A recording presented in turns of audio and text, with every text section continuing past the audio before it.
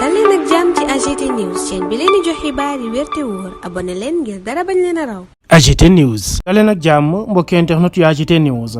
Juan Branco di avocat wu Ousmane Sonko dafa mës a jàpp ni nguurub Sénégal li mu nekk di jël di ko teg ci kaw kii di aw client am daf ci nekk en relation ak ñi nga xam ne ñoo nekkee ca réewum France. Moom jàpp na ne kilifa yi dëkkee ca réewam seen loxo génnul ci mbir mi bañ naka sax ba dafa am ay média yoo xam ne dañuy dugg ci lu ñeel wàllum manipulation. Loolee moo waral moom mu ne média yi di AFP ak Le Monde ñoom ñooñee dafa am ay publication yoo xam ne dañ koo daal di def te dëppoowul ak li nga xam ni moom moo daal di am réellement. Moom Juan Branco jàpp na ne ñoom seen ay publication tentative déstabilisation processus démocratique bi nekk ci réewum Sénégal la. seen manipulation boobu nag lañ ca xam ne mooy candidat bi nga xam ni moo gën a sonal nguurab Macky Sall te mu mën a gagné yooyu la jongante moom moomee éliminé nañu ko alors que loolee lépp dara nekku ci dëgg. ba nga xam ne ñoom ña ngi koy def fay firndeel tey dëggal ne nguurab Sénégal ak waa Élysée ñoom ñooy ànd dina seeni ay pexe ngir mën a faagaagal client am di Ousmane Sonko. mu ne nag ñi nga xam ne ay médias français lañu daal di bëgg lan moo waral la lii lépp ñu koy daal di def ngir daal di jéem a tuur lëndëm askan wi. journaliste yi nga xam ne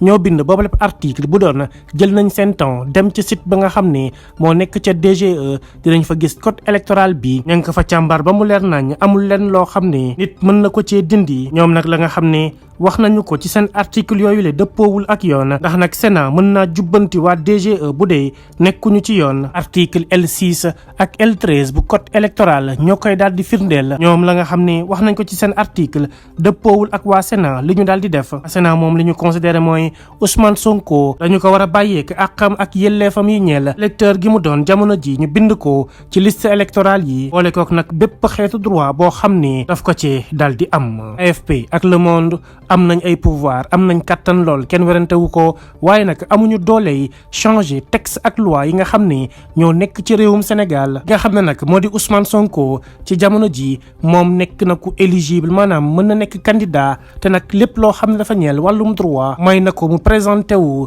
ci jongante yi atum 2024 yi ñuy waajal ci mois de février. moom Juan Branco mu ne victoire bu mag a mag a mag ndam lu rëy a rëy moom la ñu am ci kaw waa DGE te ñoom ñooñee dañuy jaay dëgër bopp bañ a def la nga xam ne moom la ñu leen sant ak propagande yi nga xam ne waa Élysée ñi ngi koy jéem a def loolee lépp mënu ci leen. moom Juan Branco mu ne dinañu xeex ba dindi lépp loo xam ne ay ndigg sërëx la ñu koy jéem a teg ci yoonu Ousmane Sonko. nag li ci gën a doy waar mooy ñoom ñooñee nga xam ne ñoo koy défendre ñi bind article bi xanaa kay waroon nañ leen mën a woo laaj leen ñu wax leen ci lan moo ci daal di nekk exactement. loolee moo waral moom Juan Branco mu samp aw laaj mu ne ñeenti weer dong des ci élection yi ñuy dëgmal France lan la nekk di jéem digganteem ak Sénégal. loolee moo jaaxal ñëpp loolee moo yem ñëpp nekk ay kàddu yi Juan Branco jëmale ko ci média français yi nga xam ne seen rôle lenn képp la mooy jéem a manipuler ba dëgg gi duñ ko wax. waaye nag loolee moom nee na dinañ taxaw tem fas yéene ko xeex ba nga xam ni àdduna wërngal képp dinañ xam exactement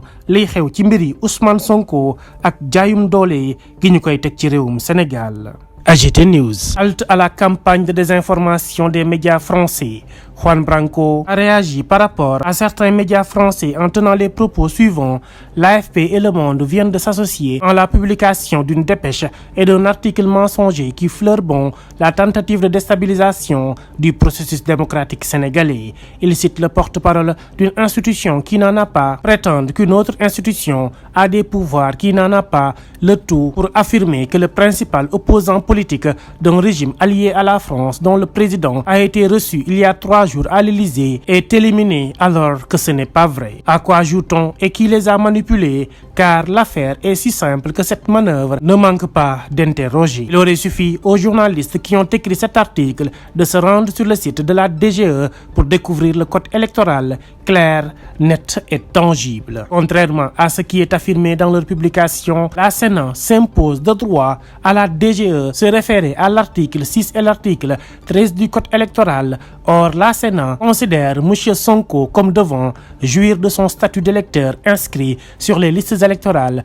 avec tous les droits y attachés. L'AFP et Le Monde ont bien des pouvoirs, mais pas celui de changer les textes de loi et le droit sénégalais. M. Sonko est à ce jour parfaitement éligible et considéré en droit comme étant en mesure de se présenter à l'élection de février 2024. C'est une immense victoire que nous avons arrachée et que l'obstination de la DGE ou la propagande dictée par l'Élysée ne saura contrer. Nous nous battrons pour faire lever les dernières entraves qui lui sont infligées. Nous notons qu'aucun d'entre nous n'aura été interrogé en amont de l'élaboration de cet article. Alors voici la question que nous posons. À 4 mois des élections, à quel jeu la France joue-t-elle avec le Sénégal en train de jouer? Les propos de Juan Branco, l'avocat d'Ousmane Sonko, qui considère qu'ils ont obtenu une très belle victoire. AGT News.